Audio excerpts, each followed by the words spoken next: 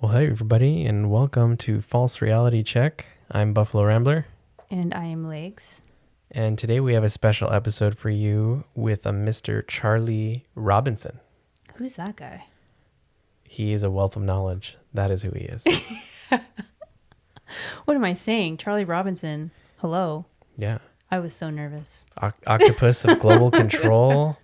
What's the book that we're reading? Controlled Demolition. The Controlled Demolition of the American Empire. And he's working on a third book. Yes. And, oh boy, we had such a great conversation with him. And I think I definitely learned more. And I came out of it like with my head filled. Yeah, we got a little bit into the recent vaccination, quote unquote, approval. Mm-hmm.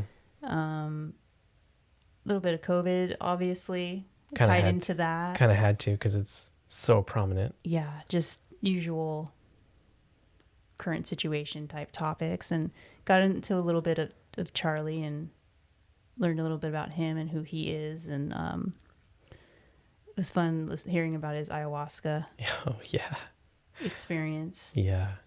It was great. I think I could sit and listen to Charlie's stories all day, even if we weren't doing this podcast. So that's why I'm glad we're doing it, because it gives us a reason to reach out.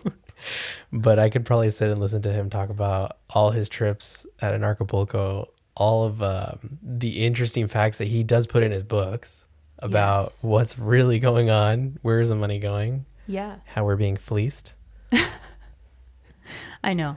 Being fleeced at every corner. Mm-hmm. Yeah, and he gives us a little background on his new book that he's finishing up right now. What else do we talk about? Oh, and most importantly, he gives us his three favorite songs Oh yeah. that we're going to add to our compiling list from all our guests that we're asking to provide songs. Yeah. So you listeners can get an idea of what our guests are into and get another side of them, I guess. Yeah. And his story behind the songs, I think, is important because it goes towards his work. And like us, when we're doing certain tasks, we like to have certain things in the background in terms of noise, something about the vibration and the harmonics that just gets us in a flow state, so to speak. Yeah. Yeah. So it was cool hearing him talk a little music. I know that perks me up. Oh yeah. But yeah, the playlist that we're putting together, I don't think it's on our website It's not on our just website yet. I'm not sure when we're going to be Well, I do putting that I do up. post it in the show notes. True. So all our show notes will have the playlist of the guest that came on, the songs that they selected, and it will have the ongoing playlist that we have of all the songs that our guests selected, and that's called A Little Help from our Friends. And so if you check in the show notes on our last episode, then you will be able to see it there, and you'll be able to see it on this episode. Yes. Are we going to put it on the website? We are. I'm Eventually? just trying to figure out how to do it where it makes sense. Okay. Yeah. Cool. But yeah, the playlists are going to be through Spotify. Yeah. So sorry if you don't have Spotify. Yeah. We're still using Chinese apps. Is it? I didn't even know it was Chinese app. I thought China was involved with them. It's the Joe Rogan app. I mean, they recently got rid of Truthzilla, Yeah, but Truthzilla but they came also back. came back. But still, they're starting to deplatform people, so It's like an honor. yeah, it is. Yeah. I'm I would be honored to be deplatformed off of Spotify, to be honest with you. Sure. That must mean we must be hovering over the target. That's true. But anyways, yeah, Charlie was great. I tried not to be nervous, but I was a little nervous, but I calmed down. Yeah, for sure. I had a great time. Yeah, I definitely had a great time. Yeah, he's welcome back anytime, and I hope you guys enjoy it. So please give a listen to Charlie Robinson. Charlie Robinson is the author of great nonfiction works like The Octopus of Global Control, The Controlled Demolition of the American Empire, and a third book yet to be released but should be available soon. Throughout his work, he weaves connections the parasite class would rather keep hidden. In diving into our conversation, Charlie gives us a look into some of his work. He shares some insights into the connections with global security state and the media's relentless fear porn.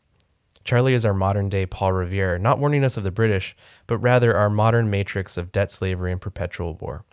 It was our pleasure, honor, and truly a joy to have him on. Please welcome the deep state dissecting, conscious awakening, and macroaggressive, Charlie Robinson. Nothing to do with Sign of the times. I know, seriously, if it's not the painting behind me, it's going to be the government or maybe my neighbor that's going to kill me at some point, right? Maybe he might report you. Right. Yeah. So, well, hold on. Welcome to False Reality Check, Charlie. Thank you so much for showing up. Thank you for having me. Thank you for having me. It's going to be fun. I'm ready. I like the idea of the songs, by the way. Oh, yeah? Cool. I'm glad. Yeah. We're gonna, we'll go into that for sure. Yeah. But I won't stop you because you are already gonna. Oh man. So I don't know about you, but a lot of my childhood, like growing up, childhood idols are just dying. Like, well, not dying, but they're dead to me lately. I know. Yes. I know what you're talking about. It's a headline today, Tony Hawk. No. Yeah. Oh yeah. So he put for sale, was it 100 decks, $500 each. The paint in the decks were infused with his blood. Sold out in 20 minutes. Okay. And I was like, I believe the last time I saw someone infuse their blood into their product, they were like worshiping Satan or something. Yeah, I believe those Nikes sold relatively quickly too. That's right. So they mostly to collectors. Wow, that's weird. Okay, I'm trying to justify this. It's funny that you say this because I was just talking about, I never talk about Tony Hawk. I was just talking about Tony Hawk an hour ago. Because my father-in-law, his brother just showed up from Encinitas, and he was showing me these videos of skating and saying it's like kind of like the hotbed of skating. And I said, well, of course, it's where Tony Hawk's from. He's like, yeah, of course, yeah. I mean, it's always been. And I was a skater back in the '80s, like the mid '80s when Tony Hawk and Christian Asoy were like the big things. So to hear that he's kind of gone down that path is pretty disappointing. Like, you don't have enough money already from the Tony Hawk video games and the 8 bazillion skateboards you've sold. Right. I think it was a collaboration between him and this the devil. No. Maybe there's this water company that's called Liquid Death. I don't know if you've heard of them. Oh yeah. No. It's like a collaboration between them and him. That's why these boards came out. But they sell water in a can with a fancy label and a nice drawing on it. The marketing is cool. Yeah. It's like what everybody has said for a long time. Like, if you just put water in here and like just made it look really nice, people would drink it. People. Oh yeah. I mean, top dollar for it. I bought a couple. They suckered me in. There you go. For good marketing. So that's disappointing. But yeah, the idols, whether it's actors that you see faking like they're getting the shot, like Anthony Hopkins, or musicians coming out and saying we're not going to play unless everybody's vaccinated, like the Foo Fighters. I mean, I find that, I get it. Like I'll give them the benefit of the doubt and just say that I believe that they probably believe that they're helping, right? That there's not a gun to their head saying you have to say this. I mean, maybe there is, but I think that, maybe some of these guys just aren't as into the topics as we are. And so they don't really even know.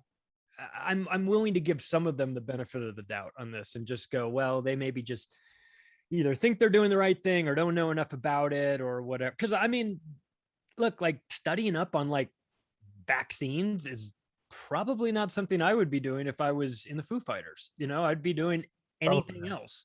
Yeah. So I don't expect these guys to have like a deep understanding of what's going on. Yeah. Oh no.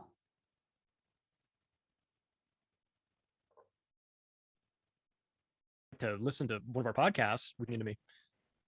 Yeah. Charlie, we lost you there for a second. I saw that it said it was unstable. The connection was unstable. Yeah, well, guess what? I'm starting to feel kind of unstable these days. No joke. So it's fitting. Oh my God. Oh, by the way, nice shirt. Thank you. Yes, I'm the guy that wears the shirt to the concert, of the band. Yeah, man. Well, I'm wearing my own shirt to my own concerts too. They're the most comfortable shirts I've got. So this is really I have no, I have no problem like shilling my merchandise because I love my merchandise so much. And right across from me, I have an Operation Mockingbird pillow. And it's just it's like all these things I bought samples of all of them just to see, like I want to see before I even told anyone that I was doing it. I bought samples of all this stuff. I was like, my God, the quality's so good. I feel totally comfortable, telling people to go out and buy an Operation Mockingbird pillow. Like, why would you need one, right? You don't. Nobody needs one. But I was like, that's kind of why I want to get one. That's why I want to make it. So I want an Operation Mockingbird pillow. I There- want an Operation Paperclip shirt. Yeah. well, That was gonna be my next buy. Yeah. well, I'll tell you what, there's so much going on. It's almost kind of hard to know where to start. I just wrote this. I finished up my third book, and I'm going over it right now and doing all the formatting.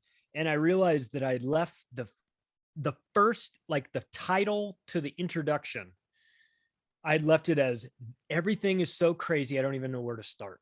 And that was where the book was start. I changed it, but it was set like that for so long. I didn't know how to even start the book because everything was so crazy. I just felt like how do we even like dive in to this? Where do you want to begin with the insanity? So God, I don't know. This week, I mean, at least we have Busta Rhymes to stand up for truth. This week has been kind of a shitty week because of the approval. I think we can start there. The approval or pseudo approval. I'm not really quite sure. Yeah. Because I haven't read through the entire document, but the approval for this pseudo vaccine, whatever, mRNA technology you want to call it, is it really approved? Because there were two different sets of documents that were released. Yeah, there's like one document that was addressed to Pfizer, and then there's another one floating around that was addressed to BioNTech, but it's like they're the same product. The only difference is the legality of it, I guess. Yeah, one's still under EUA and the other one is not anymore. Yeah, it's just yeah. Did you take a look at that stuff? I saw that. Yeah. That seems fishy to me. I mean, it seems surprisingly right on schedule, but it fishy for sure. They're dancing around this with the legality of it all. They're doing it's, I've heard them slip a couple times on the news and talk about these approved devices. They're not approved. They're not approved. And they've been talking about them on the news like they are, and they'll throw you off of social media for making a slight mistake like that. But this is a gigantic mistake and it's intentional on their part. And so they've been blurring the lines in this for a long time. And, I didn't know why this was happening, but somebody that was in the military reached out to me and explained it to me. But I was wondering why I was reading these stories that were showing that like the military was only like 60% vaccinated. And I was like, how is it even optional for them? I thought they just had to take it because you're in the military. And the guy reached out to me and said, well, the reason why it's still optional for them is because it's under emergency use authorization. But the minute it becomes approved, it'll be mandatory for them. So I was like, oh, okay, well, that explains it. So they've been playing around with the legality of this for a while. They've been using terms that are pretty fishy. They've been trying to convince people that aren't paying attention to the details, that just kind of briefly catch it and they go, oh, it's approved. They want you to make that mistake. And you then it, to me, I just ask people to, like, why do you think that is? Like, why do you think the government, like, this is a government that spends an extraordinary amount of time trying to figure out ways to tax you to death, to give you less, to take more from you and give you less. But they are on this enthusiastic kick about your health. Why do you think that is? Like, shouldn't that, like, regardless of the details of anything that they're saying, shouldn't it automatically make you suspicious that the government is this concerned about your health? Like, I don't trust them at all. But if I saw this overbearing, you know, we'll give you money, we'll give you laps at Talladega, okay, now it's, we'll make sure you never get on an airplane, we'll make sure that your bosses fire you. And it's like, why are you guys so psychotic about this? It's my health. What the fuck do you care if I drop dead from this? Like, Exactly. what does it matter to the government if I die from COVID? Why Exactly. are they all of a sudden extremely concerned about my health while they're simultaneously plotting ways to take everything they can from me? So like, I instantly get suspicious in this. And of course, I you know, we know about the vaccines, and we know about Tuskegee, and we know about a variety of things that the government has done. But even if you didn't know anything about that, if you just looked at it from, you guys just are acting weird. You know, you guys are acting really weird. Like you're making a big deal out of a nothing thing. And I'm not trying to be disrespectful to the people that have died from COVID, but when you dig into the actual statistics of it, not the media's version of, but the actual statistics of it, it's a statistical insignificant event. It's just not what it's being made out to be. So, and they of course know that because they're making it into a big thing. They recognize that it's not a big thing, and they're trying desperately to make it a big thing. So why is that? Why would the government even care about that? And yet they do. And so I just feel like people should be, I mean, I'm suspicious right off the bat anyway. But I mean, I would think that just the average person, in terms of like their level of suspicion, this should be like ringing alarm bells. And yet it's not for a lot of people. I think that's concerning. Yeah, I notice it at work that people are just going along to get along. It's not a thing that really they talk about. Obviously, most of the people I work with are vaccinated. I work in healthcare, and not in patient setting or anything like that. I work from home, but it's a supportive role, and it's kind of it doesn't make any sense of why people are approaching me at work and they're, well, why do you have vaccine hesitancy? It's like, it's not vaccine hesitancy. It's, Yeah. do you know what the fuck did you that you just did to yourself? Do you Yeah. even know? And I don't think Yeah. they know. Or how about, I know how my body works and I know what I need, and I don't need this. I'm a healthy person. I exercise. Why am I going to put myself at risk by taking something that the stats are saying is going to increase your chance of dying? I guess what is Yeah, you're more likely, like for people like us, we don't have any Yeah. conditions, we don't have any comorbidities. We're more likely to get hurt by this Yeah. shot than we are Yeah. from the COVID itself. Exactly. Yes. I'll take COVID, no problem. Yeah, no, I'll take COVID over the shot any day. Yeah, But me too. And that's because, I mean, I understand that the risks of the traditional vaccines, which are risky enough, and then you take these new vaccines, which are, you know, vaccines in air quotes, and the rush to market nature and the nanotechnology and the mRNA and all of this stuff, and like, it is reasonable to be suspicious, or I'm not even saying suspicious. It's reasonable to have questions about that stuff. When somebody is telling me that I'm being unreasonable, questioning what I put into my body, not to mention an untested rush to market product from that's being given to me by an industry that's all convicted felons, big pharma. It's being sold to me by an industry that are all pathological liars, the media, and being forced down my throat by the government, who are all a bunch of sociopaths. And yet, if I have a question about what this thing is, I'm a conspiracy theorist for it. Get the fuck out of here with that. I mean, it's preposterous. And that actually goes to show how important this agenda is, because they have decided that they want to make anybody that questions this out to be the town lunatic. And yet, you know, you've got Novak Djokovic, one of the greatest tennis players in the history of the game, saying, I'm a professional athlete. I watch everything I put into my body. My body is my life, is what makes me a living. It's what I'm able to play tennis. And I'm not putting that stuff in my body. And good for him. And there's a lot of other guys like them. There's some guys in the NFL, Cole Beasley. There's you've got Lamar Jackson talking about this. Cam Newton. There's some guys saying, we're not doing it. and good for them. And I know they're going to take a lot of heat. And in this professional sports world, especially when you're on a team, not so much, Novak, who's a solo player, but when you're on a team, there's peer pressure, and then there's team peer pressure.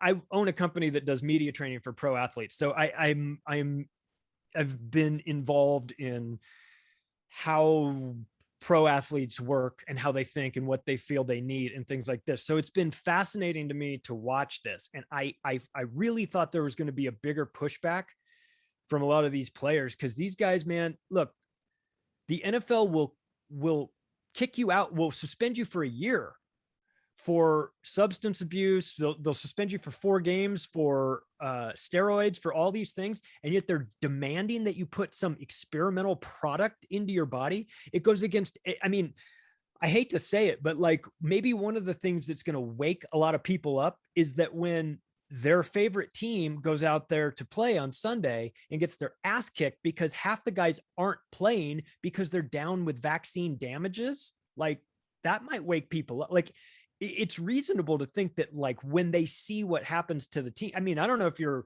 guys are baseball fans at all, but this season in Major League Baseball, there have been a ton of players on the disabled list and on the COVID list for very unusual things that are most likely, and people are suspecting that they're vaccine damage.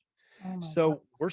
we're starting to see some of that. I think we're going to see it in the upcoming NFL season a lot, because they are pushing the vaccine hard, because the NFL's extremely tied to all the agendas. So this is, it's just a weird thing to be pressured into taking a medical procedure. It's just we've normalized this. Like, we've normalized people asking you about your medical records. Like, within a year and a half, we've gone from you would never think to do that to, oh my God, you have to do that. Yeah. I have to ask you if you've been vaccinated. It's like, what? In 2019, if someone comes like, sir, have you been vaccinated? None of your business. I mean, what are you talking about? But now it's like, everybody's like, have you been vaccinated? You can't come over to the birthday party unless the kids have all been vaccinated, blah, blah, blah, blah. And it's like, whoa, it's this weird thing. And I don't, and unfortunately, I don't see this getting better anytime soon. You don't think so, Think it's Charlie? going to get worse before it gets better? I mean, you don't think it's going to get better at all? I'd love to be optimistic, but it's like, here's the reason why I don't think it's going to get better. Because if you make that decision to take the shot, then you're on that team. You're not going to be a self-hating shot taker. You're not going to be one of those people that's like, I've made a colossal mistake. You'll do whatever you can to convince yourself that you made the right move. And if that means hating on the other side, like projecting, like, I hate you, but you secretly know that you've made a mistake, I mean, you're going to talk yourself into it. You're going to justify it forever. And you're never going to switch teams. You're either vaccinated or unvaccinated. And so there's going to be polarization. I see very few people that are like, listen, I'm vaccinated, but for those that are unvaccinated, like, your body, your choice, do what you need to do. I see very little of that. I see mostly, I hope you die. I hope you get COVID, or oh, if you get COVID, don't go to the emergency room, you stupid anti-vaxxers and everything. It's like, don't worry, we won't, because we don't want to be put on a fucking ventilator and killed. We'll get ivermectin and hydrochloroquine, and we'll maybe do some other things, but yeah, don't worry, we won't clog up your emergency rooms. We saw what happened with that. So it's turning, it's like, once again, it's just another thing used to divide us into smaller and smaller groups. And it's been pretty gross. And frankly, I've been disappointed in how Americans, I mean, disappointed, but not surprised, I guess, at how Americans have just fallen, a huge segment just right in the line. There are a lot of people that are willing, like, closeted authoritarians, that this has brought out their, like, inner Joseph Stalin, and they're like ready to put everybody on trains. yeah. Because we won't get the shot. It's crazy. I mean, yeah, a lot of people too, that, like, my coworkers and friends, they're too busy to stay informed. They have families, they have to take kids to soccer practice. come home, cook dinner. And so they don't have time to sit and read stuff that we do, like we do, because we Yeah. don't have kids, but not just that, they're reading the wrong information. Or Yeah. they're reading the establishment, the Yeah. cathedral's information, whatever they put out. And to me, it seems like, you know, I'm not anybody special, Charlie, but I woke up and I decided I'm gonna look into some of this shit. And if I can do it and I'm nobody special, I hold everybody to that same bar. So I get what you're where you're going, and you kind of see it too, because I see that as well. I see people kind of being negative, but I do, my brother, he's vaccinated. He just got his second shot. I mean, he doesn't want to force anybody to get vaccinated. He literally thinks that he's just doing it to protect his family. And I'm like, okay, Yeah. I explained to him, I went kind of after him a little hard, and yeah, but it's his choice. If I want him to respect me, then I have to respect him. Yep. And he has that point of view. And I do see some people like that, but it's hard when you do things like we do. You go on podcasts, you talk about this, all you see is kind of that negative side. You just see people succumbing to everything. Yeah. I mean, in the end, I'm not telling anybody what to do. I just feel like do your research on this, because this is a big one. This is important. This isn't like you want to learn about 9/11 or what. I mean, it's cool and it will help. I mean, it's interesting to know all that stuff, but well, you don't need it necessarily for your life. But this is the one topic you really need to get right. You cannot afford to be wrong with this. And I ask people to just kind of look at it like be as objective as you can, and just look at it like you're watching like a crime scene or something. Like the participants are acting so suspicious, like it's like you brought them down to the station and you're watching guys like Fauci, and you're watching the way the media is working, and you're watching the bizarre incentivization for these shots. And just like, can you just get someone to admit for a second that there's like a carnival atmosphere about this? Like, it's not normal. And don't you think that if we were in a real pandemic where there were people just stacked up, that the public relations campaign would be totally unnecessary? Like, that it would be evident on its face that this is happening, and yet it's not. Yeah. Like, and luckily it's not. I mean, I'm glad that it's not, but it's not happening. The bodies aren't stacked up. We were promised dead bodies. We were promised Chinese people falling down face first. We were promised all that. So we were people getting welded into their apartment complex. We didn't get any. We didn't get the deaths, thankfully. I mean, except unless you were in the nursing homes, right? But we didn't get this. It's not the Black Plague, and yet they're treating it like it is. So why is that? Shouldn't the media be happy that it's not that? Shouldn't they be trying to give you the lowest numbers? They're not. They're trying to give you the highest figures. They're using a test that doesn't work, admittedly, by Fauci himself. You crank that thing up to 35 and you get 97% false positives. All you're running through is dead nucleotides. That's Fauci saying that. And yet they're using the test and they're cranking it up to the point where he said it was going to give false positives. Why are we doing this? Like, so before somebody injects themselves with this, like, it should be their duty and obligation to research it and to figure it out. And if you do all your research and you come up with a decision that you think that taking the shot is the best thing for you, then go for it. Yeah. I mean, it's not none of my business. Yeah. I don't get paid to convince people to not take the shot. I mean, there's nothing in it for me, except that I want to like try to make people as aware of this stuff as possible, that I've come across in the research I've done, in the books I've written and stuff like that, that listen, there is smoke here, with the big pharma and that whole industry and the vaccines in particular. There has been a huge problem here for a long time. And with regard to like autism and all those, MMR and all those shots and that whole thing pre-COVID. And if you know that, then you're watching this vaccine roll out and you're just going, I know about the vaccine industry and this is super scary what they're trying to do. So I feel like it's just like, just please invest the time to research it. And researching it does not mean watching MSNBC or CNN or Fox. That's not research. That's nonsense. That's propaganda. Like actually reading in or listening to some of the doctors. I mean, we did a Union of the Unwanted show, you know, with all those doctors, Dr. Robert Malone and all these, we had 8 doctors on. Yeah.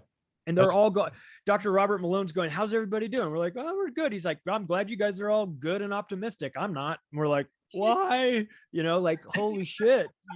You know, what do you know that we don't know? He's like, it's bad. Yeah. It's real bad. He's like, once it gets turned on, you know, then we can't turn it off. And we're like, what?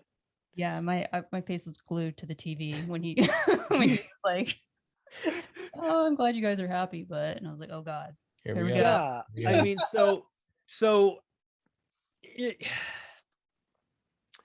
I don't know. I feel like a duty and obligation, if I know this stuff, to talk about it and get it out there and try and, I don't know, maybe some people will hear it and it'll make them think about it and they'll do their own research and then they'll make a decision based on the research they've done and not based off of the opinion of some guy on CNN. And so when you do that, you'll be coming from a place of confidence, you know, and you know, because you're going to get, if you decide not to take the shot, you're going to get questioned by your friends and family and work maybe, and you better know why you're not taking it. You better be able to articulate that too. And you better be solid in your position because they're going to push, because they're scared of you breaking from the herd. It's terrifying to people that are in the herd. They don't like people getting away from the herd. It's something like primal, you know, they don't like, they view you as a threat. Like you're fucking up our whole deal here by getting away from this herd. You're making the herd less strong and we resent you for that. And so you're going to get challenged on this. And so make sure you know what you're talking about, you know, for your own benefit, because the work Karen in the workroom who's got nothing better to do than inject herself into your personal life is going to start questioning you about your vaccination choices, and you better know how to shut her up because it's going to happen, you know? Yeah. We have the same kind of issue at work where we have to declare our status, right? But we're choosing not to because it's none of their fucking business. And it's none of their business, and it's never been their business. And it's never been their business, and they've been totally fine with it not being any of their business up until about 18 months ago. And now all of a sudden they've decided that it's all of their business. Yeah. Now, and again, we are not talking about the Black Plague. We are talking about a virus with a 99.98% survivability rate and a median age of death of 80 years old.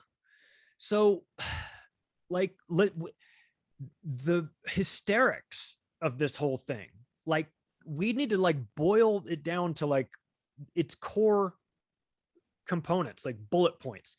This thing has a survivability of 99.98%.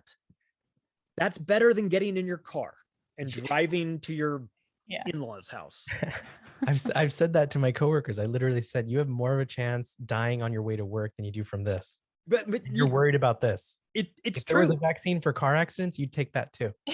Yeah. Well, I mean, and look, I would maybe give the media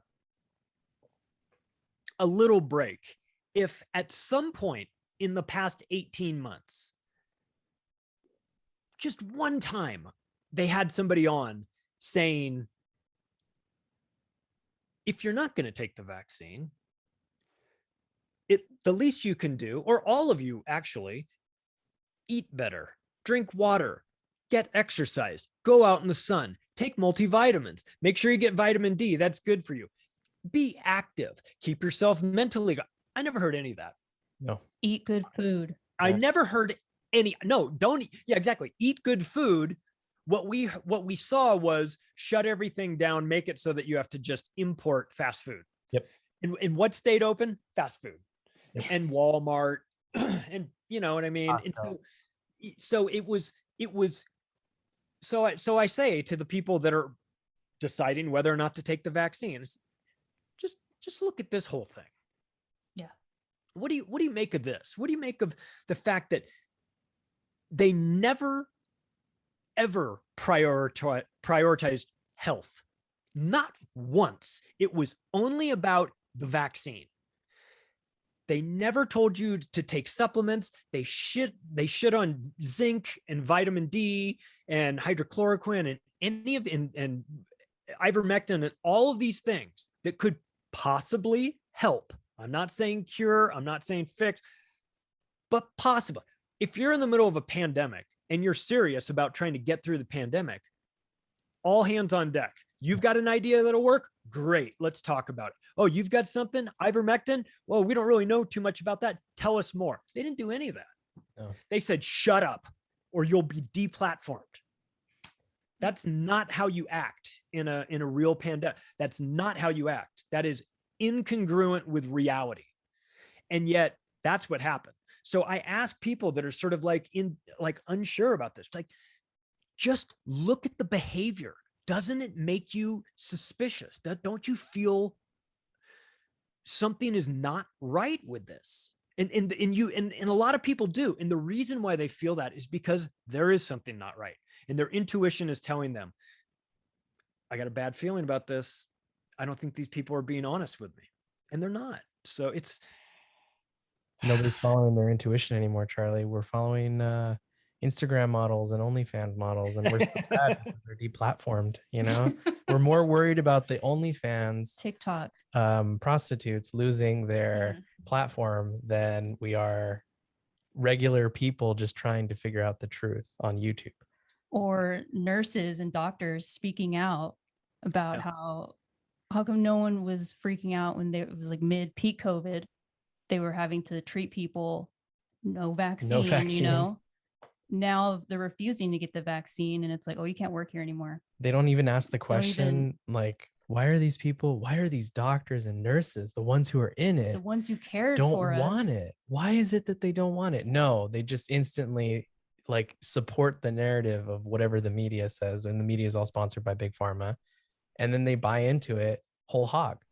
And it's almost like, does anybody use their brain, or does everybody just farm their thinking out to CNN or Fox or whatever? Doesn't make any sense. It's fascinating though. I mean, it's frustrating and annoying and maybe the end of civilization because of it, but it's fascinating to watch the like behavior of the herd and how easily controllable they are. I mean, we think that, I mean, we're all guilty of it, obviously. But we think that we're having these independent thoughts, you know, and really it's just them programming us all day long. It's, you know, I don't know. I go back and forth. I have compassion for the general public that hasn't figured this out, because I recognize that like they're going up against really good disinformation agents in the mainstream media. And most Americans have never known anything other than this. So they don't really know to fact check. They don't know. So I understand, you know, and there was a time when I just thought the media was telling the truth too. So, I mean, I can't shit on those people because I was one of those people. We all probably were. Yep. But there comes a point where it's like, okay, have you been conscious for the last 5 years though? Because what's going on is really obvious. And if you're not aware that the media is lying to you after all of these things, just in the last couple of years, real casual things, Kentucky gun range footage, and, you know, and all the way they're filming like hurricane stuff, you know, where like there's a guy like knee deep or like waist deep in water. And then behind it, there's, you know, he's like pretending like he's getting blown. And then behind there's like two people just casually walking in shorts. You know, the media's lied to us so much. Like at some point I want to say, I get it. You're not into politics or you're not into news, whatever, but you do know that the media is lying to you, right? I mean, have you figured that out? And if you haven't figured that out, I kind of like, well, what's your problem then? Because it's so obvious. Even for somebody that's not even consciously paying attention, it's so obvious. So what is your excuse to not question the media at this point? Like if you were in a if your relationship with the media was like your relationship with a girlfriend, it would be classified as an abusive relationship.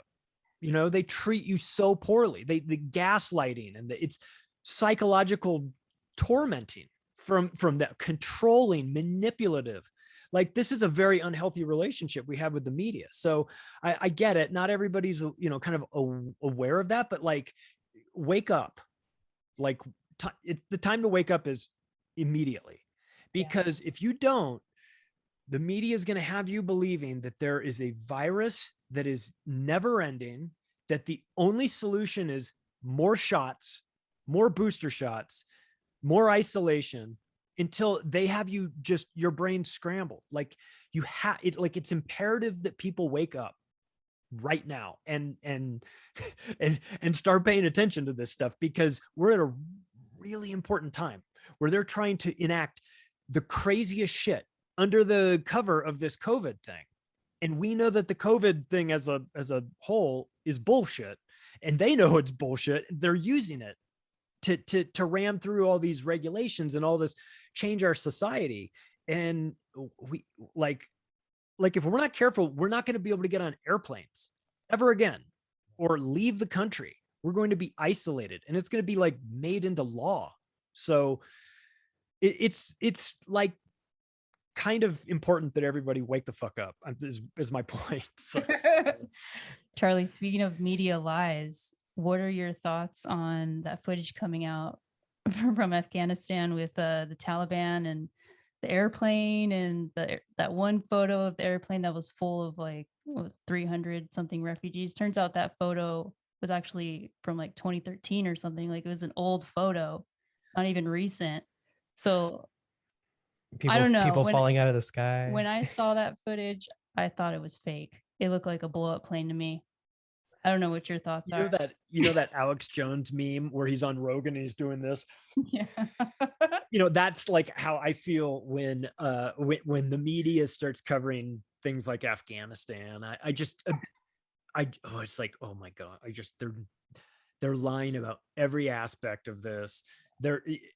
I don't believe anything I see coming out of the media. And what's really concerning, and this is, we might be kind of permanently screwed from here on out, is that they now have that deep fake technology that is so good that, like, you honestly can make anybody look like they're saying anything. So like, we're going to get to a point where they're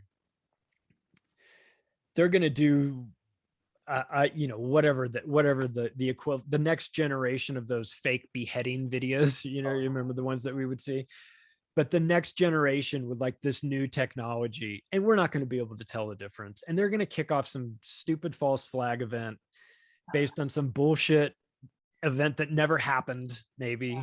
I think it's going to be climate change related. I think that's going to be the next thing.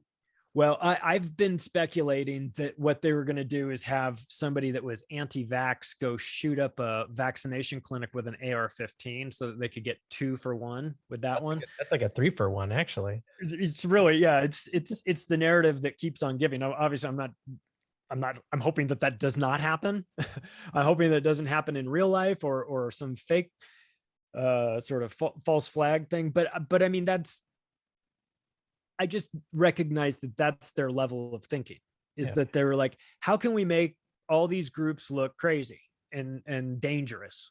Well, we can have the anti-vax people do something, vaccine related, and say, well, we could. And then like, yeah, we really hate the AR-15 people. We've been trying to get rid of them for a while. What if we have an anti-vax person have an AR-15 and then go do something stupid with it?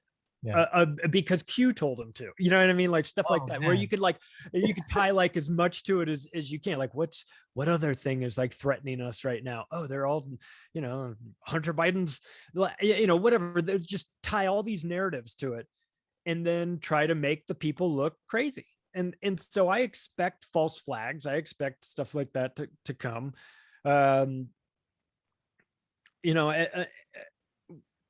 when we saw the government pivot real fast from free Krispy Kreme donuts and free beers to vaccine passports and you're going to lose your job, that happened in like a matter of months. Yeah. And that's pretty alarming to me, Yeah. because we know where that could go. So I don't know. I think I think the climate change thing is possible. What I thought was going to happen was they're allegedly bringing all these Afghani refugees in, and then I'm sure they're gonna try and get us to, oh, the Talibani terrorists are here now, and they're gonna do little, activities here, kind of like the San Bernardino thing, Yeah. and they're gonna blame it on them. And I guess we have to go back to Afghanistan. I guess so. That's kind of how I thought it was gonna. Can we talk about how fashion forward the Taliban are? Like their outfits are amazing.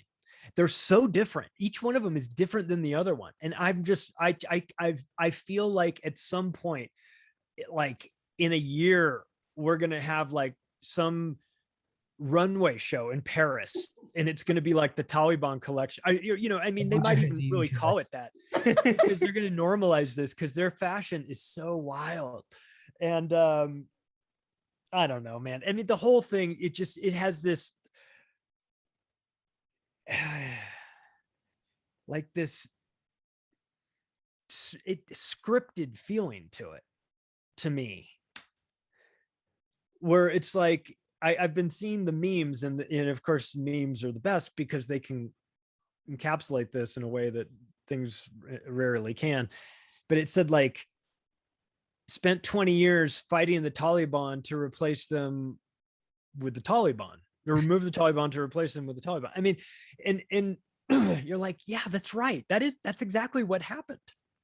Yeah. It was busy work for 2 decades where we were doing opium. We were mining the shit out of their mountains. We were building bases and running terror operations out of there. I mean, we were doing all kinds of crazy shit for 2 decades there, and flushing trillions of dollars down the toilet. They went in somebody's pocket. It went, yeah, exactly. It was somebody, people were well compensated in that area. And what a disgusting thought that is, like as humanity, that people are making just obscene amounts of money for being in the industry of like making drones that that drop bombs on wedding parties and things like that. It's just, I don't know. I don't know how you could, I don't know how people go to work for Monsanto, like as an example. Like I don't know how you can do that. I don't know how you can take that paycheck from Monsanto. Yeah. My company's pretty evil. I don't want to name it. I'll tell you who it is after, but I don't. Okay. They're pretty evil. I feel evil every day because I know what I'm doing, and I'm not getting people the care that they actually need because I'm saving my company money, and that's what's more important to them. Yeah. So, yeah, I know it's these horrible situations that they put us in where we have to kind of we have to like choose, like, and sometimes it's like, look, man, I've got to be practical in this moment right now because I have to have a job, and so it's frustrating that we get put in these situations where we feel like we might be compromising part of us. And I've, God knows, I've been there myself. When I was in Las Vegas, new home sales, selling houses to people that I thought, man, I don't know if this guy's going to be able to afford this house, but he'd get approved for the loan, and so everybody did. Yeah, I mean, he's like, I guess I can afford it. And I'm like, I guess you can afford it too. And the bank's like, well, this guy can't afford it, but it doesn't matter because when he defaults, we're going to take it.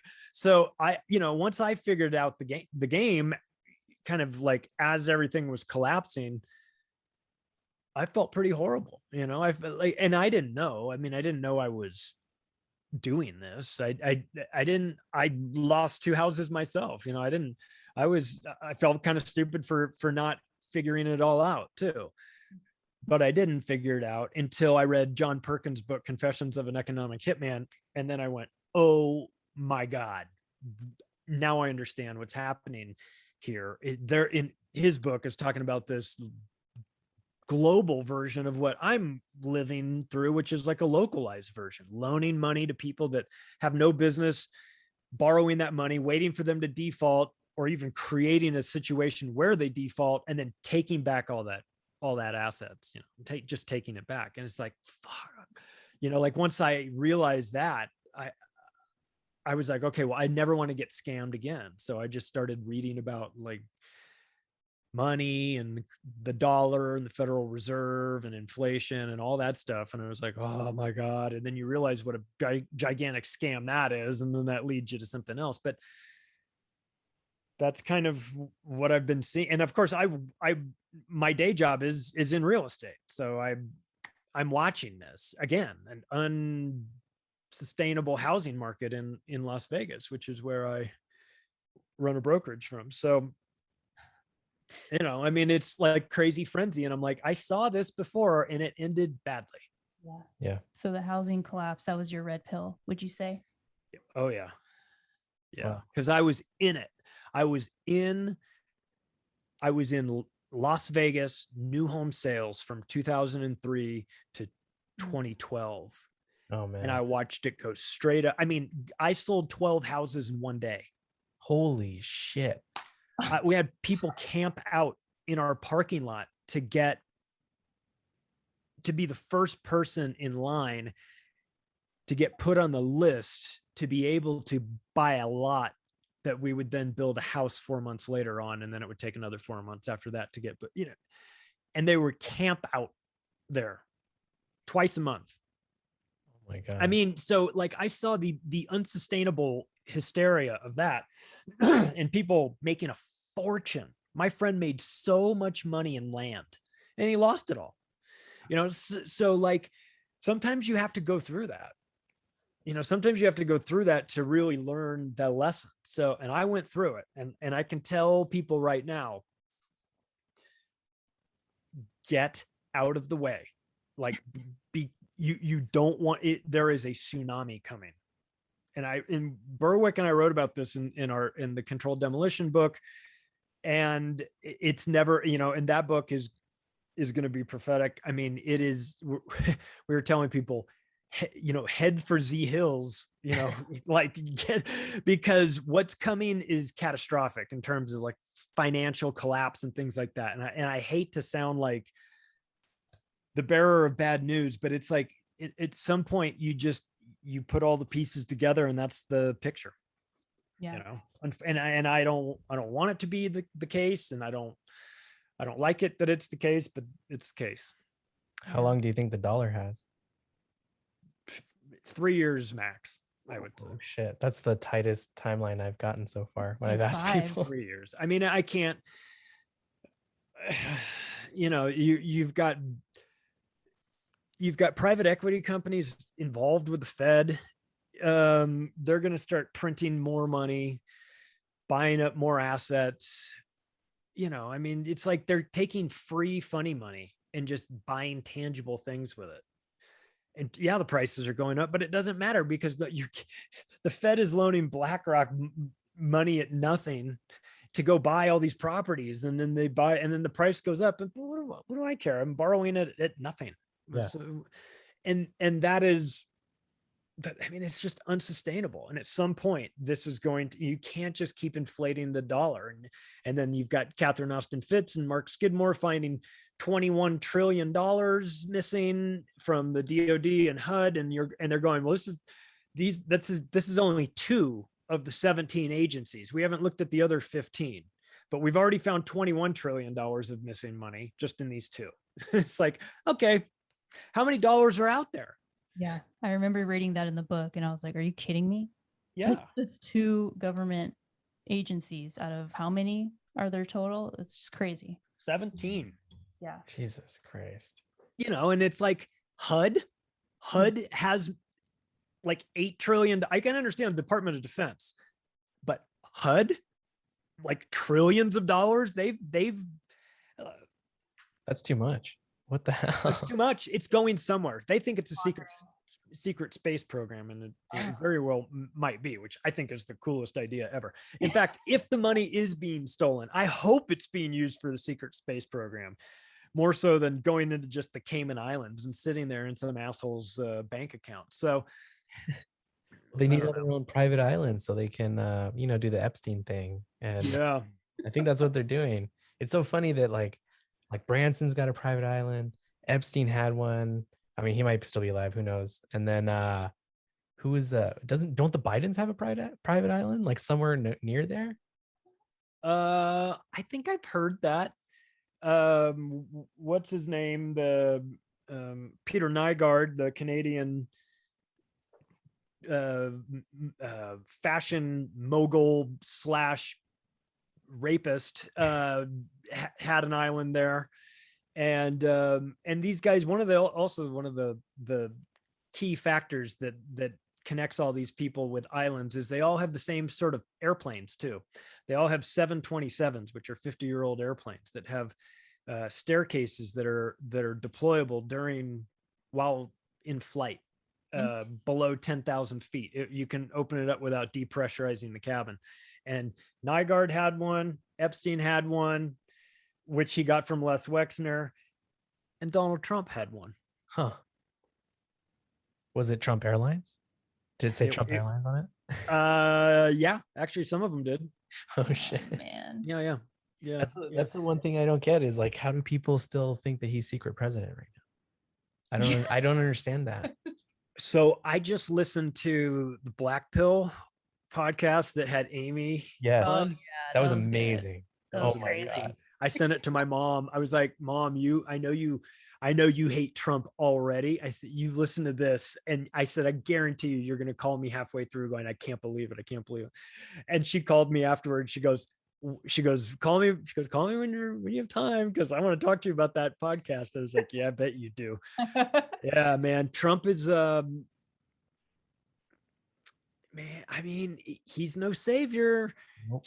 There's a lot of people that fell for that. And once again, there's this pro wrestling component to this whole thing. You know what I mean? Yeah. Like politics and Trump was in like pro wrestling actually. And it's got this whole vibe, where it's just, there's so much fakeness to it. Yeah. I think he's in the Hall of Fame for wrestling, pro wrestling, isn't he? Yeah, I think so. Because he's the best. Yeah. Right? He's huge. He's the best. Yeah. People are like, do you like Trump? I'm like, listen, I didn't like Trump. I've never liked him, from the beginning. His politics, are the least of my concerns. I just don't like that personality type. Guys like that are jerk offs. I just, no, thank you. So I was already sort of not into him, but an interesting thing happened about halfway through his presidency. And that was that I found myself in the unusual position of defending him, because the media was so insane with him, and they were making up these outrageous, crazy things and treating him so poorly that I actually felt sorry for him, which is bizarre. I mean, it should, in no universe should that ever happen, but it did. And so, yeah, man. I mean, Trump is he's not a good guy. He's not your friend. He's not coming to save you. He's not the secret president.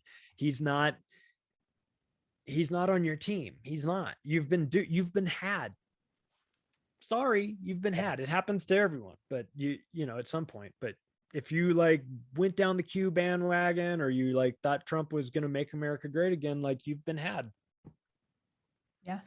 I think it's harder for us to admit that. I mean, I can honestly say he had me a little bit, and I was hoping that purely that he would win because I hated the other person more. Oh, me too. Oh, believe me, I would take Trump 100 times out of 100 times over Hillary. Yeah. But but that doesn't mean I liked him or wanted him. It's just that I think I didn't like either of them. I felt stronger in my dislike towards Hillary. And I also felt like she was more dangerous because she was more capable. And whereas I thought Trump could go in there and be a bit of a bull in the china shop and not get anything done. I mean, I knew he was going to be a disaster, but I thought maybe they'd just gum him up, that he'd get nothing done. And it'd be like, like just kind of like a wash. Yeah. And I figure I'll take that over calculated Hillary coming in and that whole team hitting the ground running on day one. And next thing you know, we're all in FEMA camps. You know what I mean? So like, I wanted no part of that. So like I would, gun to my head, I'd take Trump, but that's not exactly a ringing endorsement for the guy. And after listening to Amy's interview, like, holy shit. Holy shit. I knew he was bad. I didn't know he was that bad.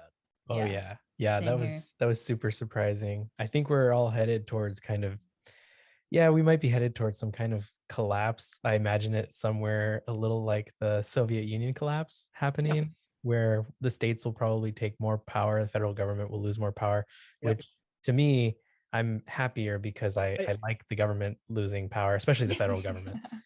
Yeah, absolutely. And Jeff and I talked about that in the book too. I mean, we said that, like, when we said, you were talking about the collapse of the American empire, we didn't necessarily say it was America. It's just the empire. It's more like the way the Soviet Union collapsed, where it lost all those, all of its little appendages, just kind of like Belarus and, Montenegro and all these little, just kind of went back off onto their own.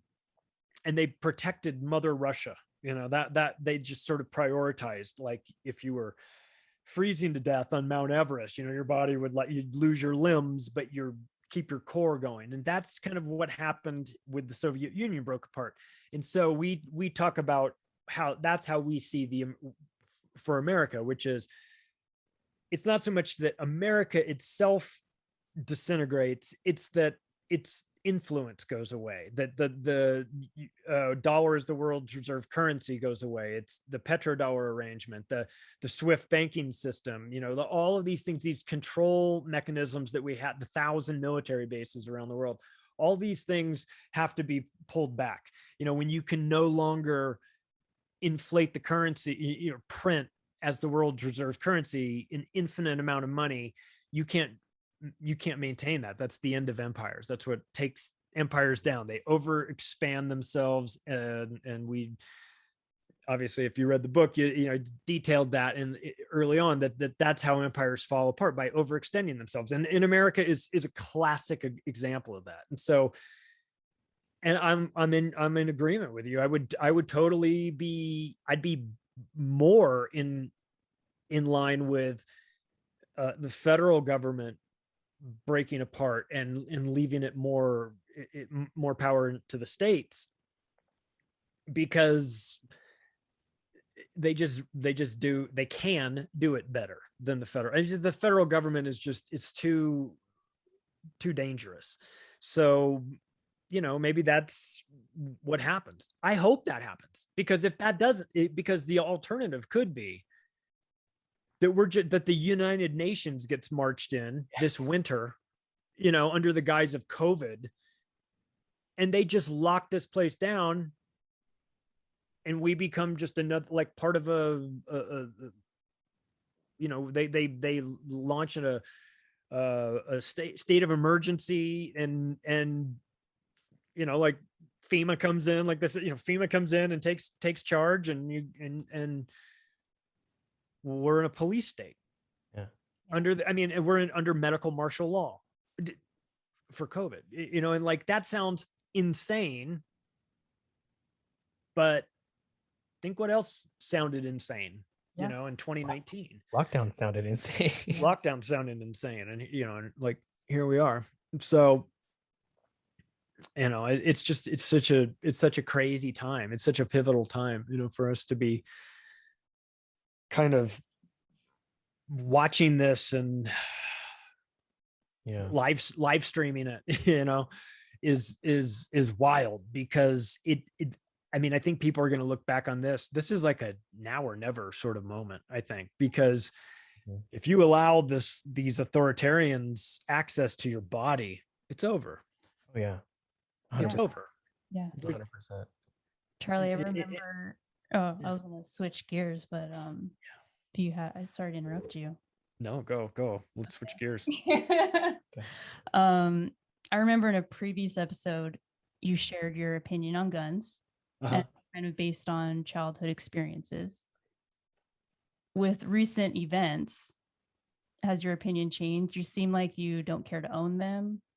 Um, what are your thoughts now? Kind of the same, or So I'll lay out the scenario. okay? 1980, day before my 8th birthday, Laguna Hills Mall. Oh shit. Mm. No joke. 3 o'clock in the afternoon. I'm with my mom. We're in her gold colored or whatever Cadillac, not a super expensive one, but it happens to be a Cadillac. We're parked in the parking lot. My mom says, I'm going to go in and get your present. You have to stay in the car. And I had a brand new puppy. Oh. And so I was content to stay in the car with this new puppy. And as my mom walked out, as she was coming back out, 2 guys came up. One guy came on my side, one guy came on her side. Guy put a gun to her head and said, move over or you're dead. The other guy was on my side trying to get in my door. My mom quickly jumped into the car, slammed the door, dropped her purse out, but slammed the door and started honking the horn as loud, as much as she could. And the guys just peeled off and went away. Wow. So my mom said that she saw in her head a newspaper headline that said they found her dead, raped body in a ravine. And she said, yeah, I knew that if I let that guy get in the car with me, I was dead. Mm. And so that was my first experience with a gun. Oh wow. And I had a really obviously bad reaction to that. Since then, I've had one of my best friends' child accidentally kill himself with a gun. Oh my gosh. So I've had some things. I know what a gun can do. I also don't blame the gun. You know what I mean? I understand this is operational error, Yeah. So I think that I'm not a gun lover, but I recognize that if they take the guns from us, we're done. Yeah. Mm-hmm. And that is, so I don't have to be like super pro gun to acknowledge that, because I put a quote in the Octopus book, from Mao saying, you disarm the population before the slaughter. And who would know better than Mao? Yeah. Right? He killed 73 million of his own people. So in Cambodia, they did the same thing. They did that in Germany. They did it in Eastern Europe. You disarm the population before the slaughter. I'm really worried about Australia. Yeah. Me too. Yeah. They're like the best people in the world, but their government sucks so bad. And I'm really worried about them because they've been disarmed, and we see what's happening there. Yeah. When the police recognize, and that's the thing, it's like, well, the police won't do that unless the people do something to provoke them. Maybe. But if you get enough, you get the wrong kind of police training, God knows we've got it here in the United States.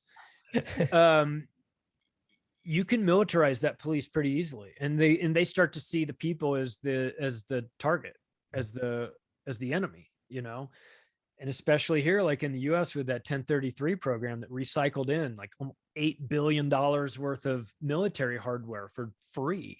Mhm. You just pay the cost of shipping and handling. You can get yourself a grenade launcher for your local police force, or a MRAP, or a fucking helicopter. I mean, whatever. I mean, seriously, they were so like, I think guns are necessary. I think everybody probably should have a gun. Even, and I say that as somebody that doesn't love guns, because you are giving away a strategic advantage to somebody else that could kill you. Yeah. And yeah, you like to think that think the best of people, and you probably should, but like, it's just an option. It's just it just gives you an option. I don't know. And and I say that after seeing how bad things can go with guns. I recognize that. And it just makes me sad that happened to my friend, and but I'm thinking about this in terms of like authoritarian craziness coming our way. And like, I never really felt like it was imminent up until now. But now I really feel like I'm not saying that I think it's going to happen right away, but I've never been more concerned than I am right now. I guess that's probably the best way to put it. Yeah. And I think I have reason to be concerned. We're starting to hear crazy shit being proposed. Yeah. And we're starting to see a lot of people feel like enabled to be authoritarians. Like a lot of the people that are, like the liberal left, like the hardcore left, is like, holy moly, man, they're nuts. Like they want you dead. If you don't take the shot, they want you dead. Yeah. So it's just a strange time, an important time for us to be awake and aware of all of this. And but I'd be lying if I didn't say I wish, I put this out on Twitter yesterday, and I was just obviously as a joke, but I was like, man, I miss the good old days about talking about Epstein and shit. Like, I know we were talking about like child trafficking and everything, and that's horrible. Yeah. But like, at least it wasn't global enslavement through medical martial law. You know what I mean? It's at least a lighter topic than that. Not by much, but still, it's like, oh my God. Yeah. I mentioned earlier, we don't have any kids, so we don't know what it's like to bring up a kid in this authoritative state that's like happening right now, with the masks being required in schools, the critical race theory. Is it hard for where you're located? Are you having a hard time dealing with what your kid is being exposed to and trying to teach them the right thing? We've got her in a good school. Good. Yeah. And we were in California up until she was 4 or 5, I think. And when they passed SB 277, the vaccination mandate for California, we moved. Oh wow. We moved to Denver. And so we've been keeping an eye on things, and the school where she is as good as it's gonna get from a school standpoint. But I obviously have concerns. Yeah, I have concerns about what they're doing and how they're gonna, it's not gonna get. It doesn't seem like it's gonna get any better. I mean, it's so disgusting for them to use kids in this thing. Those motherfuckers. I mean, really, like they will pay for this, for using kids as like pawns in this whole thing that they've created. Oh, they just do not care. They just want this so badly that they're willing to just take everybody out. 12 years old, come on in. Let's inject you with this. And God knows what. Or, well, if you ask Dr. Robert Malone, a machine that you can't turn off once you get it started. Yeah. So like, I have strong feelings about the vaccines for these in COVID in general, but for these kids, oh my God. And like none of the stats show that this is a threat to them or anything. Exactly. Median age of death 80, not 8, 80. It's fucking crazy. That doesn't make any sense. Why? We live in an area where thankfully the sheriff has said he's not going to enforce any of this crap. Like he doesn't care about masks, he doesn't care about vaccines. Good. That's not up to them. So he just said, we're going to do the things, we're going to enforce things like, murder. We're going to go after murderers. We're going to go after rapists, actual criminals that are trying to hurt people. Thank you. Yeah, he's a good sheriff so far. But I'm hoping that things change a little bit. So we have a recall election coming up in California. Yes. I'm not going to vote. I don't vote. I think it's useless. Neither. I don't either. Yeah, but maybe things will change. But I did hear the major candidate, Larry Elder, talk about he's going to open a state of emergency to address homelessness. We're in a state of emergency right now. So is it going to be a double state of emergency? And this double secret state of emergency? Yeah. But he said he's going to get rid of the mask mandates and the vaccine mandates too. I'll believe that when I see it. But he better do it, or they'll recall his ass again. He just Gray Davis, get him too. I mean, that California was amazing. I grew up there, but these politicians screwed it up. That's what it's. I've said this recently on a show. Like it never got hit with the big earthquake. Thankfully, the one that was going to have it fall off into the sea. Everything is, yes, there's been fires and things like that, but everything's relatively normal. Yeah. What changed? The politics. The politicians changed. They screwed it up. The homeless situation when I went to USC, I was downtown LA, and there were homeless people there. It didn't look anything like what it looks like now. I mean, not even, and now it looks like a zombie apocalypse. Yeah. And that's decisions made in Sacramento, that were just so stupid. So yeah, those videos coming out of Venice Beach. Have you seen? Yeah. like sword fight, and there's a bunch of people just sitting there watching. Venice was always sketchy, but I never felt like really in danger there. No, it's all a bunch of hippies that smoke pot. You can't really be in danger around a bunch of. It wasn't that, but so leave it to government to come in and just screw everything up. They just can't help themselves. Yeah. It's frustrating to me. They think they're helping, though. I'm sure. Well, they say they think they're helping, and the solution is always more money. And the more money seems to come from us for some reason, because they can't find other ways to raise money or work with the private sector properly, or they'll work with the private sector, but to enforce pseudo mandates like they are trying to do right now. I know we're trying to inform everybody, but I do have a question for you. Do you think that there is a white pill at the end of all of this where hope will triumph over everything? Well, I think what may very well wind up happening is that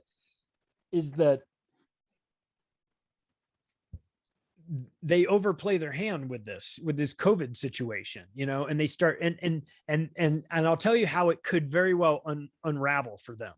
Is they're going to try and they're dying to get climate change going, and they've got this COVID hysteria happening, and I feel like we're going to watch them try to blend COVID in with climate change somehow. And I think a lot of people are going to go, what the fuck are you talking about? and after that, they'll go, wait a second. All of this is bullshit. Climate change, which it is. I've got episodes about that. And COVID. Oh, wait, this is all like performance art. We see what you guys are doing. So I feel like there's a possibility they could overplay their hand and then just act so, try to make up. after the 6th booster shot and the 3rd mask and the 4th butt plug and all, all the things that people are going to go, hang on a second, hang on, I just finally figured it out. This is all bullshit.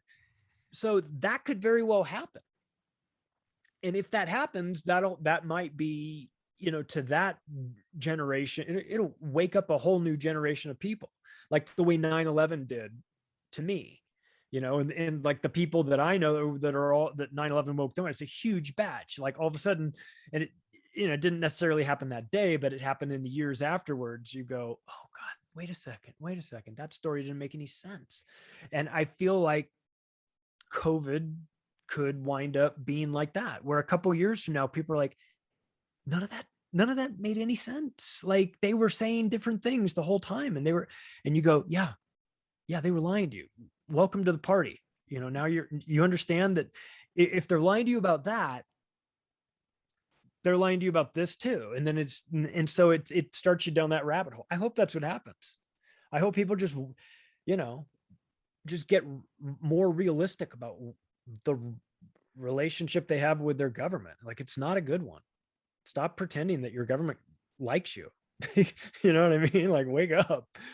They don't. And so maybe this, and then the benefit of that is that then you get real change. That's when you can get people to actually change is when you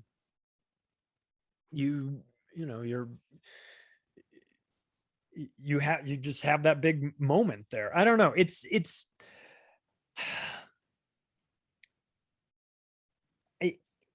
I think that a lot of people are sort of closeted about how they feel about COVID. I think there's a lot of people that are going with the flow because they don't want to rock any boats, but I think they believe that there's some nonsense going on here. So I think that it might take one or two more obvious lies or missteps before enough people wake up and go, no, we're not doing this anymore. We're taking the masks off. This is all nonsense.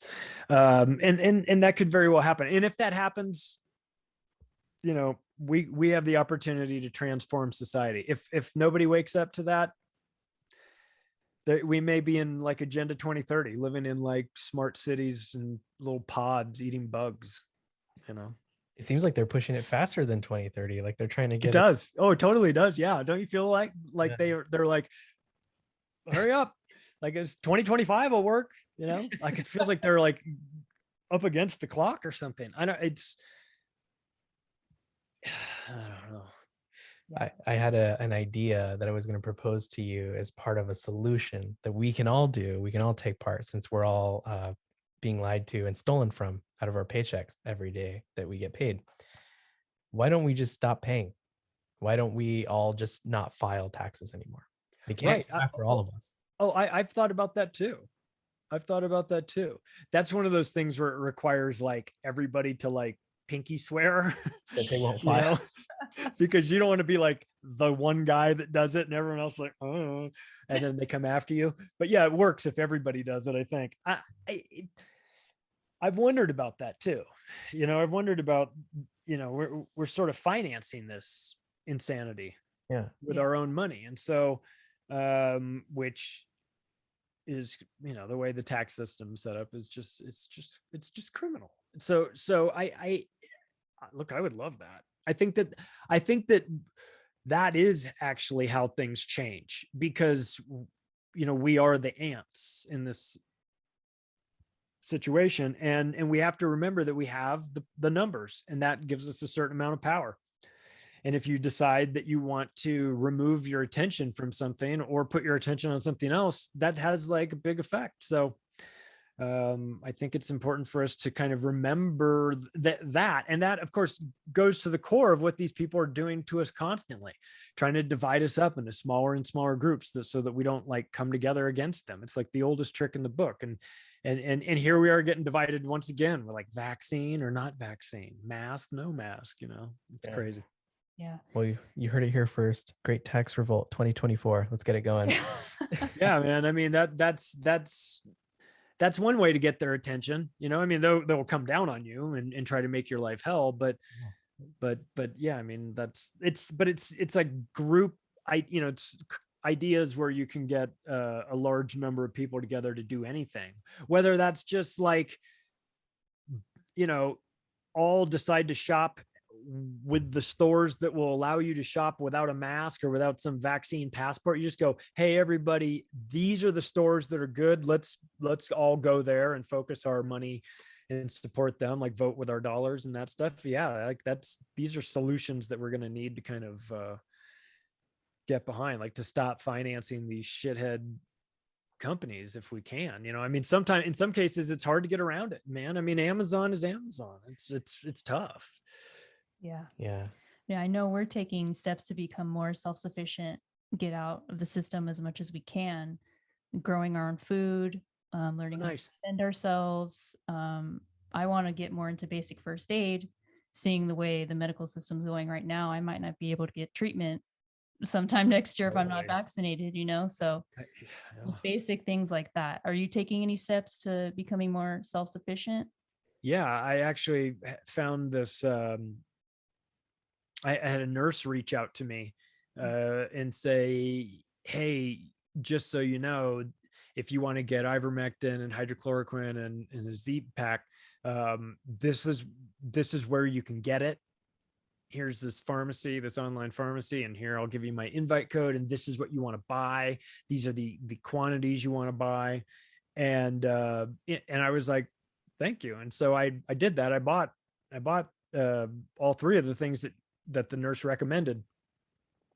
Yes. Not because I was scared necessarily, but just so I had it, in case somebody in my immediate circle got sick, I had an option for them. So yeah, I'm starting to think about things like that. I've started to get, extra food and start preparing and doing these things that, that we used to laugh at people for doing, in the past, like, oh, the preppers are such weirdos. It was like, oh, the preppers are right. And like preppers are they were right, we were wrong. You know what I mean? So yeah, I've been thinking about things differently. And that's part of why I've been concerned, and I feel concerned, but I also feel like, all right, well, I'll take that concern and then act on it too, and make sure I'm sort of prepared for this. So yeah, I'm kind of getting ready for the shit, I guess. I don't want it to come, of course, and I don't want to be right about predicting that things are going to get awful with this stuff, but I guess you have to be sort of realistic too, that this stuff could go bad, especially after what we saw last year. We never thought it would get that bad. So it's not being paranoid. It's just like being proactive, So I'm just trying to be more proactive because otherwise I'd be the guy with the podcast who tells everybody to get ready and then doesn't get ready myself, and then feels like the biggest dummy in the world. So I really kind of have to, Exactly. but I honestly think that that people should. And in fact, I made an announcement on my show that I had made these earthquake kits.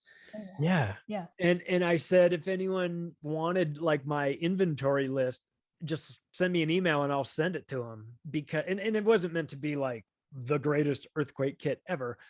It's just one that I was making these things and selling them, and getting the contents, most of the contents at the dollar store. So it's actually kind of fun building these things. And so I had this list, and when I was talking about getting ready, dude, I got hundreds of emails from people asking for that earthquake list, and I gladly sent it out to them too. So, because I was saying, like, you could make one for yourself, make one for your family, or make 10 and sell 9 of them, or what, you know what I mean? Like, you could, if like, if you want to think like that, or make a bunch, and then when things go bad, well, now you got something to trade with, or whatever. So because I think that we sort of owe it to ourselves, if we know that this insanity is coming, we should at least be thinking about, like, okay, what should we do to anticipate it, right? Seems like a logical thing to do. So I felt like that was like, I think my most popular episode I did was about getting ready, and people were so like, oh, thanks, man. And it's like that weird balancing act between like, I'm not trying to freak you out, but like, you might want to like start thinking about getting this shit. Yeah. So, I don't know. I'm kind of trying to walk that line between like kind of enthusiastically encouraging people to get started, but not wanting to scare the hell out of them too. Because listen, I could definitely scare us with the stories I've read. I don't really want to do that. So hopefully it doesn't, you know. I mean, I get scared reading portions of your book because I know it's true. So Yeah. it is pretty scary. I think after the apocalypse happens, though, we all have to have some kind of trade to be good at, or Yeah. something to trade. Oh, I'm so screwed. Yeah, what are you gonna do? Are you gonna be our writer, or are you I'll gonna be dead. I'll be dead. I'll be dead the first 3 weeks. Um, no, I can't. I mean, I'm not mechanical. I'm not like a good shot. I don't know how to build. I don't know how. I'm not a farmer. I don't know how to build traps. I'm fucking useless. It turns out. really? You know how to So I gotta figure something out. I mean, maybe hopefully I'll just be eaten last. You know what I mean? I don't know. Oh, well, I hope we don't start eating people. I think that's I have silver. I could trade silver with there you people. go. I mean, I've got some silver. I don't have a lot, but it's some. But Yeah, I don't even know what my marketable skill would be. I have no idea. I don't know. I know a lot about drugs, like and like from the pharmacy. I also know a lot about like herbs, herbal supplements. you could be a witch doctor. You could be perfect, man. I I mean, somebody's gonna need to brew the ayahuasca. that's Yeah. why. Yeah, you did ayahuasca, didn't you? I did. Yeah, I did at an Acapulco. It was wild, man. Oh Nice. man, did you get the other side effects like the the diarrhea and the Oh, vomit? I got the bar. Oh, the barfing was like, yeah. So Oh, man. I have to. So there's 40 of us. Oh shit, that's a lot of people all There's a together. lot of people, and we're in like a boardroom, like not a boardroom, conference room in this hotel in Mexico at an Acapulco.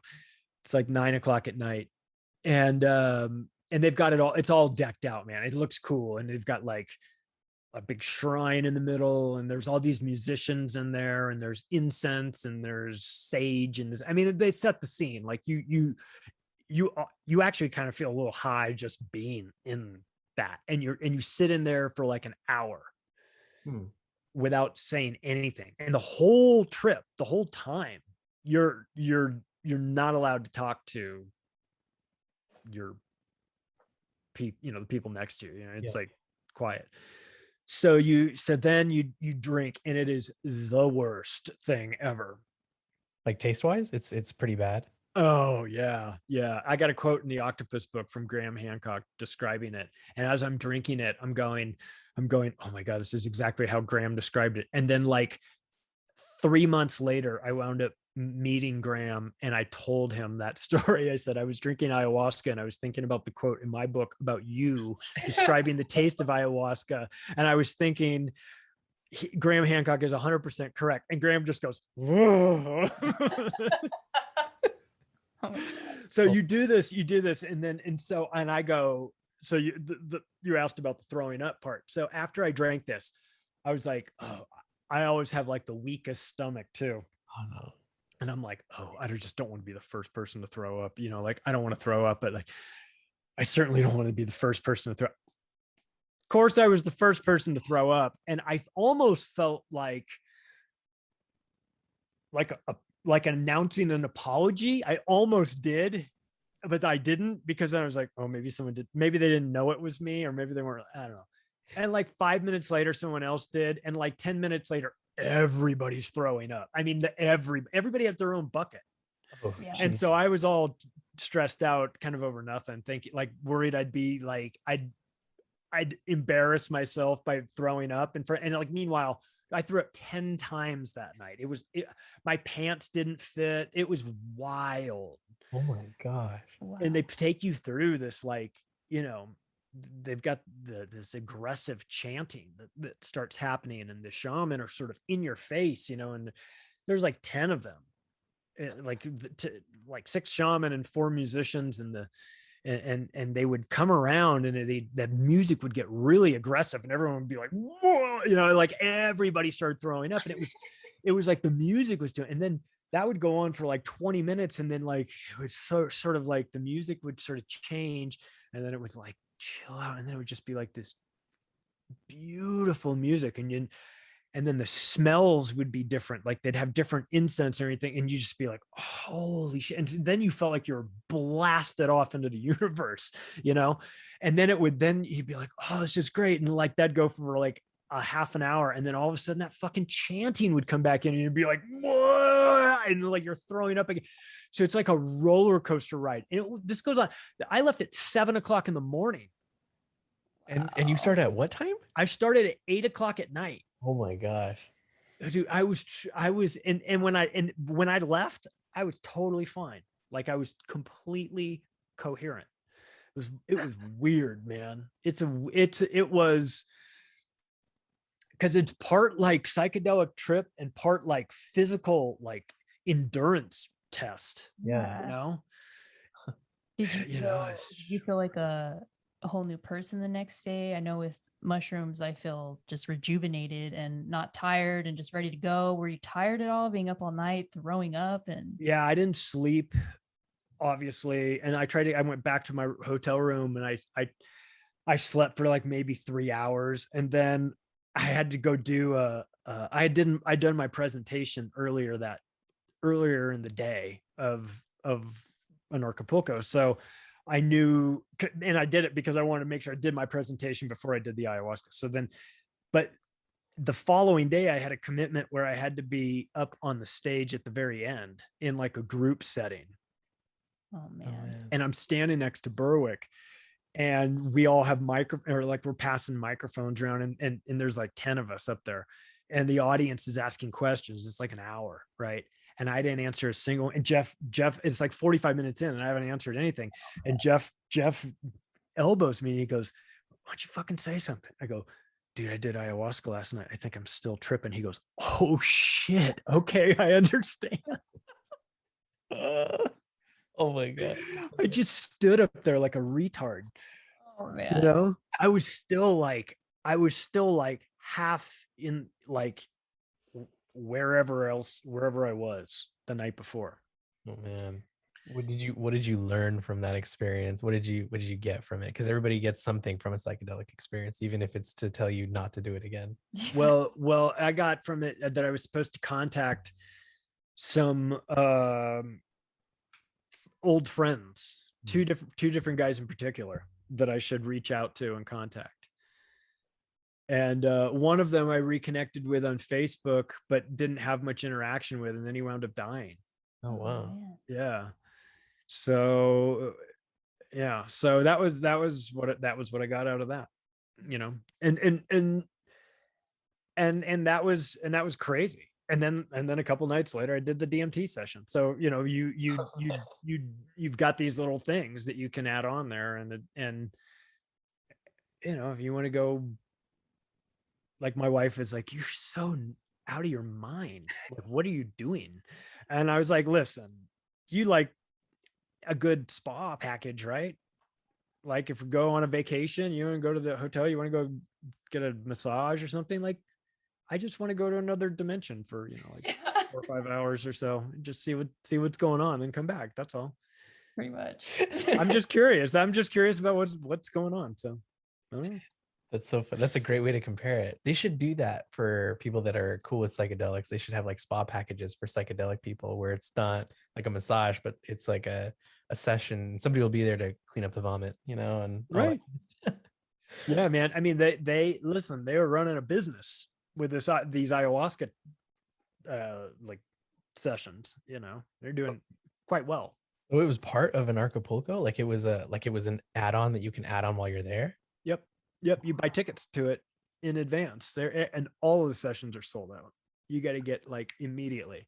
I did the Blue Deer peyote ceremony one time there, where they take you out into the golf course. Same thing. You go out there at like 9 o'clock at night, drink this peyote all night with these shaman, and they're speaking a weird language and they're translating that to Spanish, and then the guys in Spanish are translating it to English, and they're talking about their people and how they would chase this like back when they lived in caves, this whole story.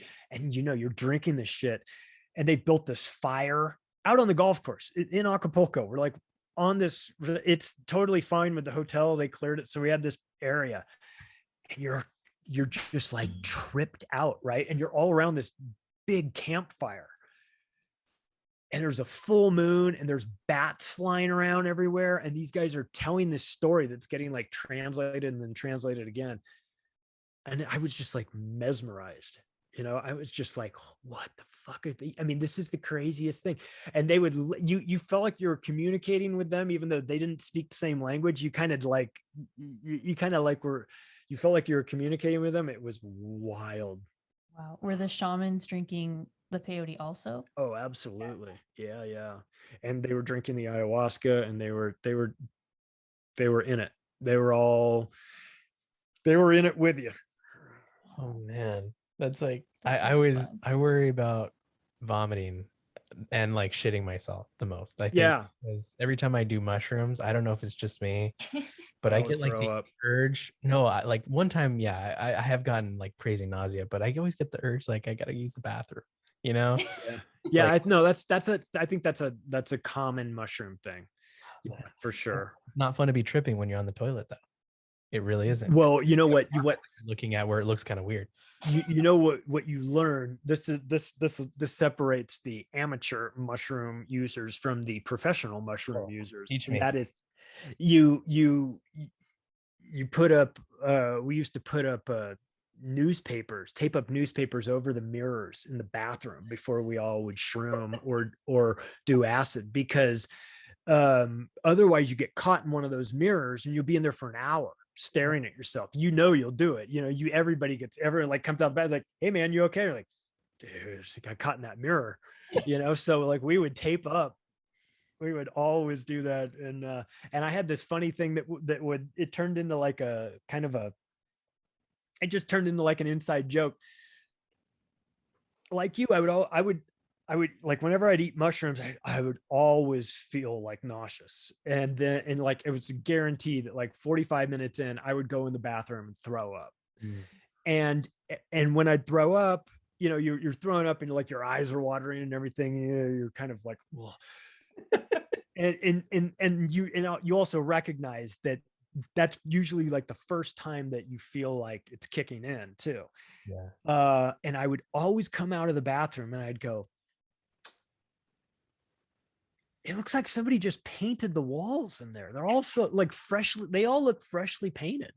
And yet I knew none of us did that, right? Obviously I lived there. None of us painted the wall. So I know it didn't happen, but it always seemed like the walls were so shiny, like they just had a fresh coat of paint on them. And I would ask that question and people would just go laugh, man. They just thought that was so funny. But I think they knew what I mean. That and like, dude, does my hand look big? Oh my God. Yeah. Mushrooms are fun. Mushrooms are great. They just I've done too many at one time, and it's not good. I mismeasured at one point, so now I switched. Yeah. To tea. I think tea is where I'm at. Like I can control my dose really good, and the nausea is perfect with tea because you can do like put ginger in it. It's perfect. And it comes on pretty quick. Oh yeah. Yeah. Like you get it in like 30 minutes or less. It just hits you instantly. Well, I've got this company that's sending me some of their products, which are mushroom bars.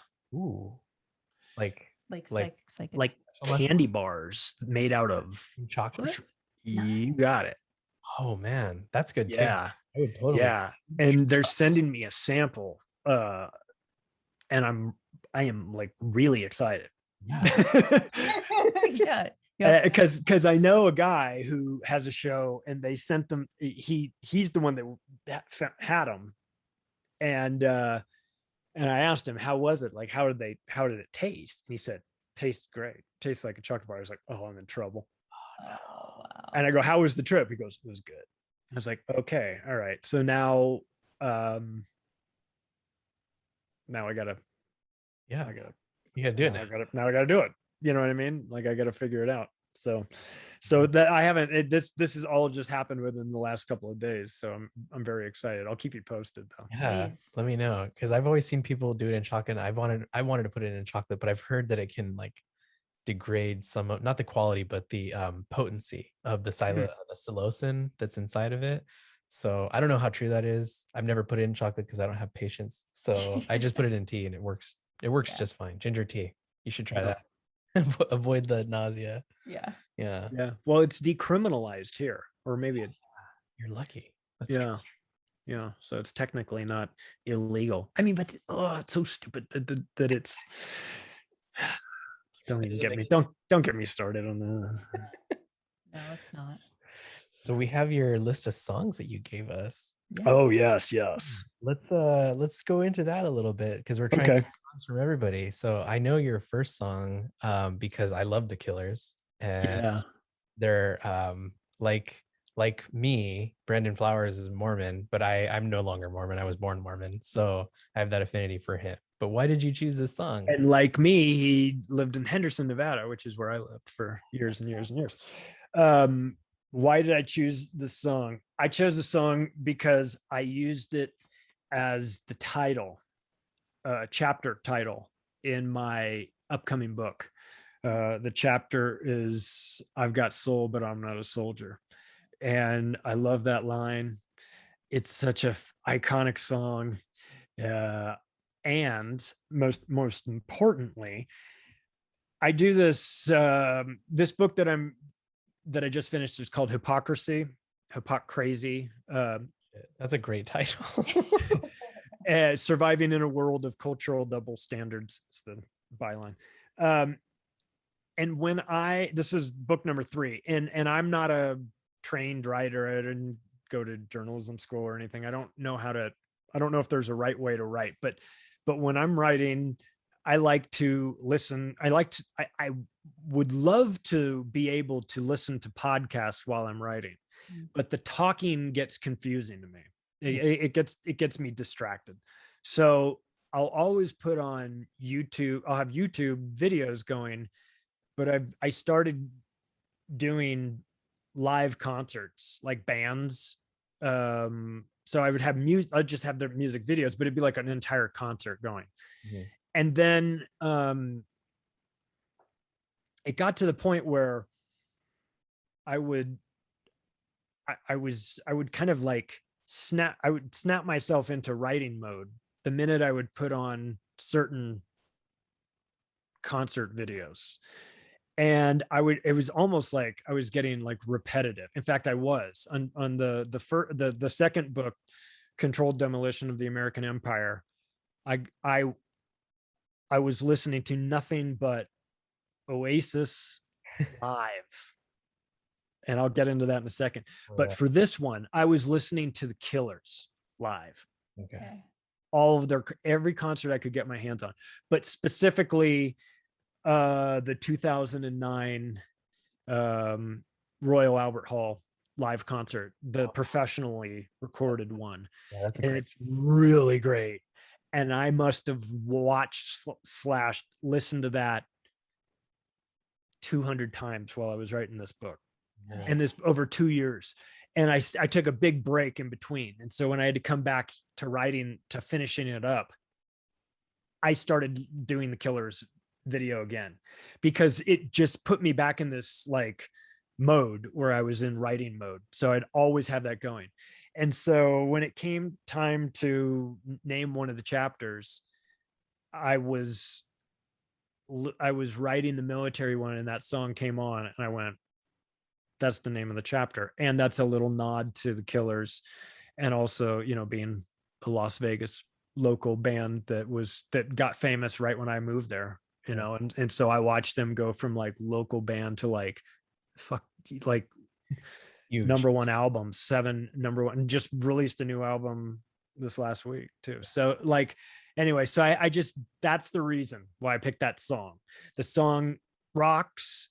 The live version of it from Royal Albert Hall is amazing. That's what I was mostly listening to. That's an iconic line. I got soul, but I'm not a soldier. And I went in to talk about our military and our wars and what the fuck we're doing and the hypocrisy of all of that. So that's why I picked that song. Yeah. Nice. Have you ever seen them live personally? No, Man, Uh, we no. we got to see him one time, it was like but for it was free. for Jimmy Kimmel. Yeah, Jimmy Kimmel live Oh concert, yeah. outside Yeah, when concert. he do his outdoor concerts, it's free tickets, Yeah, first come, Yeah. first. Yeah. this is when So we were still unawake. yeah, so I'd get my hands on as many as I could, as many concerts. We saw a lot Yeah, of bands for free, but the Killers were one of they were them. Nice. Yeah. they were great. He puts Nice. a hell of a show on. Hell yeah, he is a great performer. I yeah, I love their music. Yeah, and so that was an easy fit for me. But I just thought that there's a unique backstory to it that I'm like I get myself into these modes when I'm writing, and for whatever reason, the Killers will always be associated with that book for me. For Mm, sure. that's No, I great. get it. Yeah. When I have to do reports for work, I do a lot of my writing with motion picture, like soundtracks, like Mm-hmm. Interstellar. Oh That's a yeah, good. Oh yeah, I bet. The Batman, Christopher Nolan, those ones. Yeah, I bet those are good.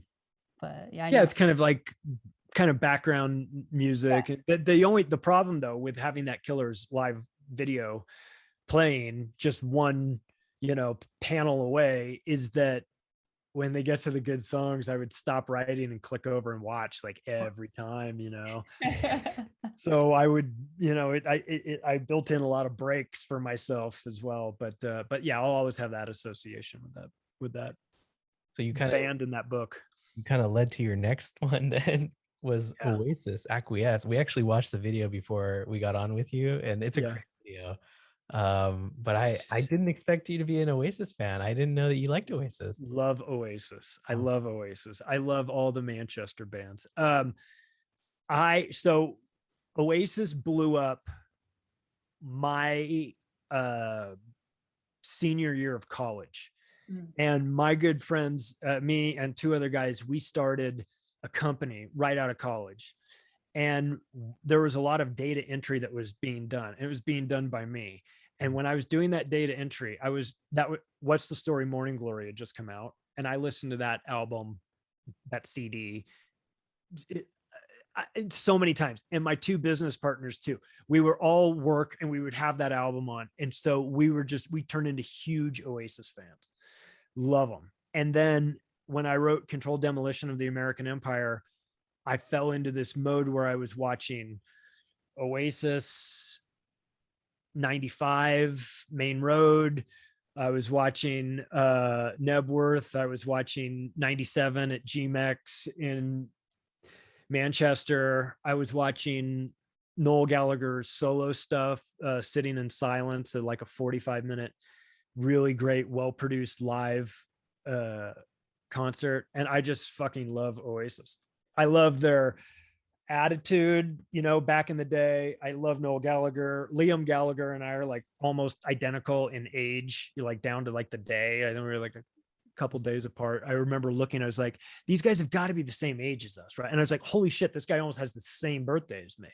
And like we just really connected it was like the right time in our lives, and that album came out and we were just like, holy shit, this is great. So we saw them live in 97. I saw them at Universal in 97, and they were great. And they had just had like a huge fight, with the MTV Unplugged, where Liam had walked off and sat in the balcony. And I was like, this is the greatest thing ever, right? These people are crazy. So it was, I just love Oasis. And that one particular song, Acquiesce, is the last song that they play at that GMEX concert in Manchester, which is where they're from. And you can just tell that like the ecstasy is kicked in for Liam. You can see it in his eyes, and he's just going for, and that song, and they play it faster than they play the normal like the album version. They play it like almost twice as fast, and it's in that UK audience that's just bouncing up and down, and it's just fucking great. Oh man, I love live concerts. I miss them. yeah, I know. Yeah, exactly. I'll miss probably him. never get to go to a live concert unless I do ayahuasca. Maybe the shaman will give me a little concert, and then I'll freak out. Yeah, man. You'll get a concert, all right, whether you want one or not. Right. Oh, So the last one is a little like, I guess, nod to Jimmy Savile. You picked Panic from the Smiths. Yep. Why is it a nod to Jimmy Savile exactly? Just because you the don't know contents that of you the don't know song? those lyrics? I'm not a Smiths fan. I'm sorry. I think Morrissey makes me want to cut myself. So Yeah, he definitely is probably would be a bummer to invite him over to the house for a party. But yeah, that song's about Jimmy Savile. Yeah, the it's whole song Panic is about Jimmy Savile. Panic on the streets of London, Panic on the streets of Birmingham. They get to the part where it says, on the Leeds side streets that you slip down and provincial towns that you jog around, hang the DJ, hang the DJ, hang the DJ. That's Jimmy Savile. That was the Smiths trying to tell the world who that fucking guy was. Huh. And they had to do it in a covert way. They deny that it's about him. It's about him. Jimmy Savile was from Leeds. He was a jogger. He was known for running for charity, running for this. Yeah. Around all of these different provincial towns you jog around, hang the DJ, hang the DJ. He was a 40-year DJ. He was a pedophile. He was a supplier of children, and they knew it. Oh man. Even the royal family knew him. They knew everything that was going on. That's crazy. Huh. So that allowed me to bring a conspiratorial topic in while also simultaneously bringing in the Smiths, which is a band that I love. So, are you a Morrissey fan, like just for him, or do you like just the Smiths? I like the Smiths. I think Johnny Marr was the special sauce there. Okay. Yeah, I prefer the Smiths over Morrissey. Yeah. I mean, I certainly don't like him. I mean, like, I'm not into his like politics or his whatever, his like endeavors that he's really into. I love his music though. I mean, his solo stuff I think is good too. I don't dislike it at all. I just put the Smiths above it. That's all. Yeah, for sure. Yeah, I guess I should listen to them more, but you can do it what you want. Well, I mean, if it's about Savile and they were trying to give us a clue, it's kind of like almost like they were an insight. We've been getting some music from some folks that the music's kind of like, how did this song go? Like we interviewed a guy that we met on Ricky Rants with Fans, and he's from Finland, and he gave us a song that just talks about literally everything we just talked about, everything, like conspiracy wise, down to like the chemtrails and everything. And it's kind of like, what the fuck? Why haven't I heard this song before? Really funny. I think because it's talking about the same things that we were just talking about. That's probably the best reason. Yeah. So the musician, a lot of those musicians, they see what's going on, they know. Like Johnny Rotten was on a video in 1979 in an interview talking about what he wanted to do to Jimmy Savile. And that he's, I know who you are. We know what you do. We know who you are, stuff like that. You want to know who I would like to murder? I'd like to murder Jimmy Savile. That's what Johnny Rotten was saying back in 1979. So like, these guys know, they know what's up. Man. Yeah. They're all on the inside, but they don't stop the guy. It's kind of, that's the thing. Yeah. I mean, maybe make a calculation. Like, how do I stop him? Yeah. How, what does that mean? What does that do? I don't know. Yeah. Well, Charlie, I think we took a lot of your time already. Yeah. Well, it's been fun. I've enjoyed this conversation. So it's my pleasure. I feel like you got to have the conversation first, right? And that's kind of what we're hopefully doing. Have the conversation, get this out of the way, and then we can start changing things. So for sure. That's true. Do you want to give our audience a way to find you and promote your books and all that? Sure. You can find my podcast, Macroaggressions, wherever audio podcasts are available, and also in video format on David Icke's platform, Iconic, on Rockfin, on Odyssey, sometimes on YouTube, depending on the topic. And you can connect with me through the website, theoctopusofglobalcontrol.com, and on Twitter @macroaggressions. But I'm bound to get thrown off Twitter at some point. It's already happened once, and I'm sure it'll happen again. So follow me at your own leisure, but don't expect me to be around for long. I have too big of a mouth, I guess. The volcano incident, right? Yeah, the Bill Gates thing. was- Twitter doesn't that they don't have a sense of humor. No. They do for their things. Yeah, well, yeah, exactly. I guess for their things. Yeah, I've gotten around it now by using the emojis. It seems to work. There you go. There you go. You got to play their game. Yeah, it's not hate speech anymore.